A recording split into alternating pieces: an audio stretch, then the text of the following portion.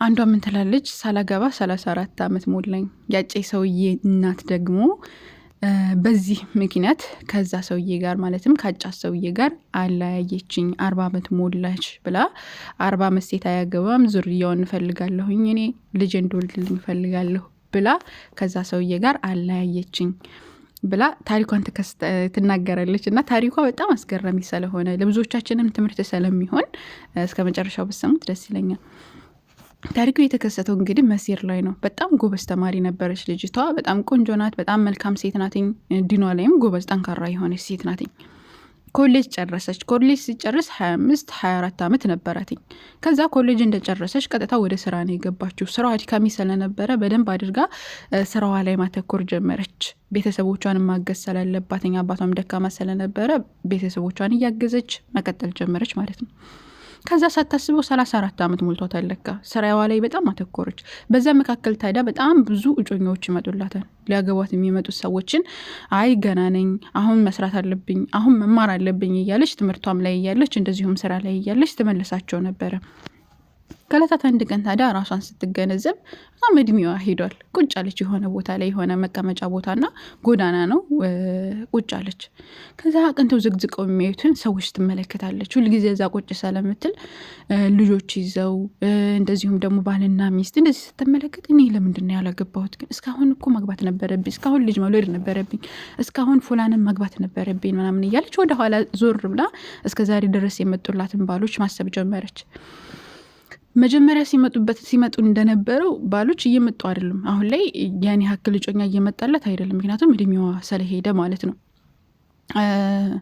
ከዛ እንትናን አግብቼ ቢሆን እኮ ኖሮ እስካሁን 2 ልጅ ወይም 3 ልጅ ወልደ ነበር። እንትናን አግብቼ ቢሆን ኖሮ ደግሞ ጥሩ ኑሮ ኖር ነበር እያለች የመጡላት እጮኛ ማሰብ ጀመረች ማለት ነው። በዚህ ሁኔታ ላይ እያለ አሰላሙ አለይኩም የሚል አንድ ድምጽ ትሰማለች። ቀጥ ብላ ስትመለከተው በሷ እድሜ ያለ አንድ ሰውዬ ነውና መታወቅ ይቻላል ሲላት አይ ይቅርታ ብላ ዞር ስትል አይ እኔ መታወቅ ፈልጌ ነው፣ እስካሁን እየተከታተልኩሽ ነበረ፣ ስራ ቦታሽም እንደዚሁ ብዙ እያየሁሽ ነበረ ይላታል። ከዛ እሺ ትለውና ይተዋወቃሉ። አይ እኔ በጣም ተከታተይሻለሁ፣ ሰላንቺ ጸባይ፣ ሰላንቺ ማንነትም አጣርቼ ጨርሼ ነው እና ለገባሽ እፈልጋለሁኝ እና ፍቃደኛ ከሆንሽ ሰቢበትና ወደ ቤተሰቦችሽ በቀጥታ በበሩ ነው መምጣት የምፈልገው ይላታል። እሺ ልሰብበት አለችው። ሄደች ወደ ቤቷ፣ አሰበችበት፣ ኢስቲኻራ ሰገደች ምናምን። ስልኩን ተቀብላ ስለነበር ደወለችለትና አሁን መላክ ትችላለህ ፍቃደኛ ነኝ አለችው። ሰውየውን በጣም ደስ አለውና ቤተሰቦቹን ይልካል ማለት ነው። ቤተሰቦቹን ላከ። የሷ ቤተሰቦቹን ፍቃደኛ ሆኑ። ኒካህ ለማሰር ቀን ተቆረጠ። ፎቶ መላክ ነበረበትኝ፣ መታወቂያ ማለት ነው፣ የመታወቂያ ፎቶ። ከዛ ተላከ። የሷ ታልኮ እሱ ከእናቱ ጋር ነበረ ሄዶ የነበረውና እናቱ አጋጣሚ ሆኖ የሷን መታወቂያ ትመለከተዋለች። የሷን መታወቂያ ስትመለከተው 34 ዓመቷ ነው ይላል። ከዛ እናቲቱ በጣም ተደነገጠችና ኒካሁን አስቆመችው። እና እሱ ነው አበደችበት። እንዴት ነው ይችን ሴት የምታገባው? ከዛ ለሷ ደወለችለት። አሎ ማለት ስትለው ስልኳን ስለማታውቀው አይ ፉላን እናት ነኝ ምናምን ስትላት እና በ40 ዓመትሽ ልጅ ልታገቢ ትላታለች።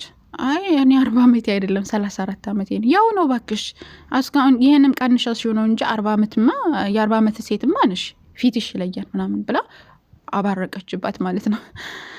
ሴትዮዋም ልቧ ስብር አለ። ይኸውልሽ እናትዋ እኔ ልጄ አንቺን አግብቶ ዘሬ እንዲቆረጥ አልፈልግም፣ ዘሬ እንዲቀጥል እፈልጋለሁኝ።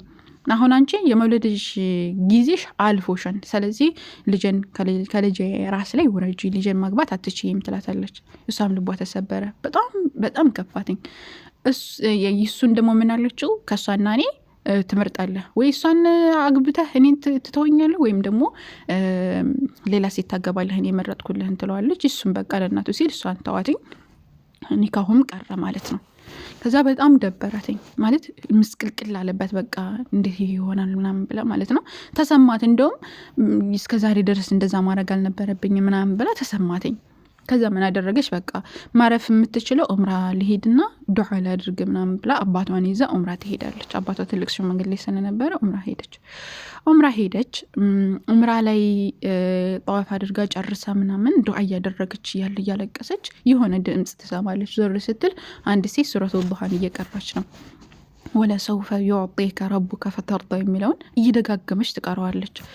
እሷም የመጀመሪያ ጊዜ የምትሰማው ከዚህ በፊት ቁርአን በጣም ደጋግማ ትቀራለች፣ ግን የመጀመሪያ ጊዜ የምትሰማው እስከሚመስላት ድረስ ወለሰውፈ ዩዕጢከ ረቡከ ፈተርዳ የሚለውን የቁርአን አንቀጽ ደጋግማ በጭንቅላቷ ላይ ማመላለስ ጀመረች እና አላህ ሱብሓነሁ ወተዓላ ለመነችው። በቃ የሆነ ነገር አላህ ሱብሓነሁ ወተዓላ እንደሚያሳካላት እርግጠኛ ሆነች።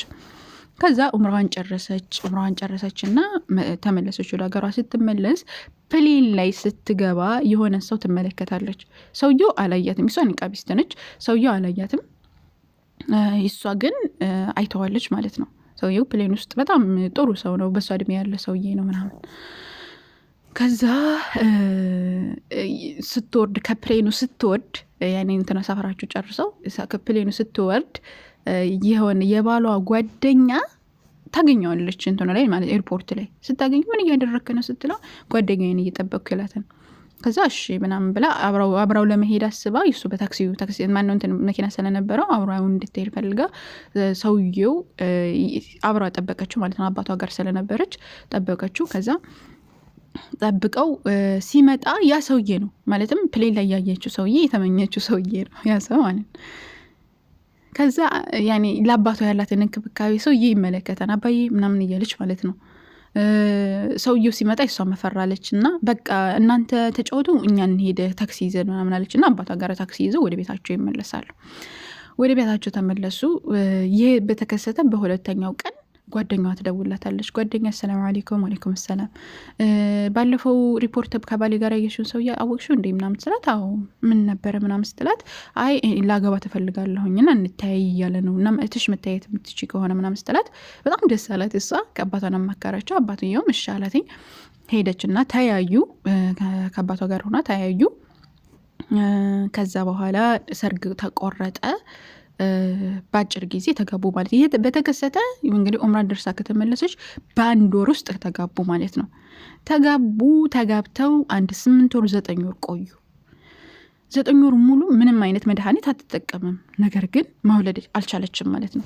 የሚያቃጭልባት የዛች ሴትዮ ያዛች አሮጊት ንግግር ነው ማለት ያቺ ልጅ አወልጅም ካሁን በኋላ ያለቻት ሴትዮ ማለት ነው።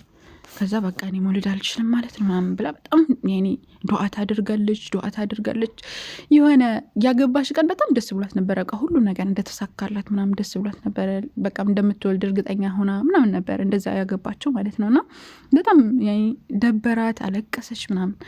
ከዛ ባሏን አማከረችው። ለምን ነው ሆስፒታል ሄደን አንታይም ምናምን ስትለው እሺ ያላትና ወደ ሆስፒታል ሄዱ። ሆስፒታል ሲሄዱ ምርመራ ተደረገላቸው። የማህፀን ስፔሻል ነው ሄደው የነበረው። ምርመራ ተደረገላት። መጀመሪያ እሷ ሽንት ሰጥ እንዳለ ሰው እንትናለች። የማህፀን ምርመራ አደረገች ማለት ነው። ከዛ ወደ እንትኑ ቆየች ማለት ነው። በአጋጣሚ ሆኖ ደግሞ የሆነ ራሷን ያዞራት ስለነበረ ምርመራ አድርጋ እንትናለች ማለት ነው። ያኔ ተኛች። ከዛ ዶክተሯ መጣችና እንኳን ደስ አለች አለቻት። ከዛ ምንድን ስትላት የ1 ወር ከ15 ቀን እርጉዝ ነሽ አለቻት። ከዛ የምትሰማው ማመን አቃታት። በጣም ደስ አላት። ያ1 ወር ከ15 ቀን እርጉዝ ነሽ እውነትሽ ነው ምናምን ስትላት፣ አዎ ሰውየውም በጣም ደስ አለች፣ እሷም ደስ አላት። ከዛ ይሄን እንደሆነ እያለ ያው ትከታተላለች ምናምን እንደዚህ በዚህ ሁኔታ እያለ 9 ወሯ ይደርሳል። 9 ወሯ ደረሰ። ከዛ ወደ ሆስፒታል ሄደች። ስትወልድ በጣም የሚገርም ነገር ይከሰታል እዚህ ላይ ማለት ነው። ስትወልድ ምንድን ነው የተከሰተው? 3 መንታ ልጅ አላህ ሱብሓነሁ ወተዓላ ሰጣት። የተወለደችው 3 መንታ ልጅ ነው። 2 ወንድ 1 ሴት ልጅ አላህ ሱብሓነሁ ወተዓላ ሰጣት ማለት ነው። ከዛ እሷም በጣም ደስ አላት፣ ሰውየውም በጣም ደስ አለው። አላህ ሱብሓነሁ ወተዓላ ረዘቃቸው። አላህ ኡምራ ላይ እያለች ይሄ የሱረቱ ዱሃ ላይ አላህ ሱብሓነሁ ወተዓላ ወደፊት በጣም ብዙ መስጠትን ይሰጣን አንተም ትደሰታለህ የሚለውን የቁርአን ነገር ወለሰውፈ ዩዕጢከ ረቡከ ፈተርዳ ጌታ ይሰጣን ያለውን ነገር ለሷ የወረደ እስከሚመስላት ድረስ ተደሰተች። መጨረሻ ወደ ቤታቸው ተመለሱ። ልጆቿን ማሳደግ ጀመረች። በዚህ ሁኔታ እያለች ነው ይህንን ታሪክ ጽፋ ለሰዎች ያጋራችሁ ማለት ነውና ከዚህ ታሪክ ምንድነው የምንማረው?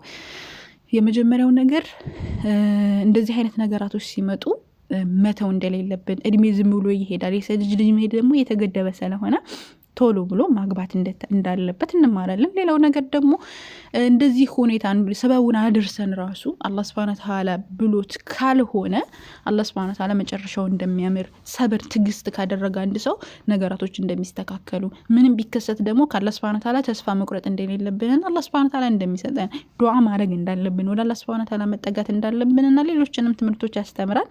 እናንተ ከታሪኩ ምን ተማራችሁ የሚለውን ነገር ኮመንት አድርጉልኝ። አመሰግናለሁ። አሰላሙ አለይኩም።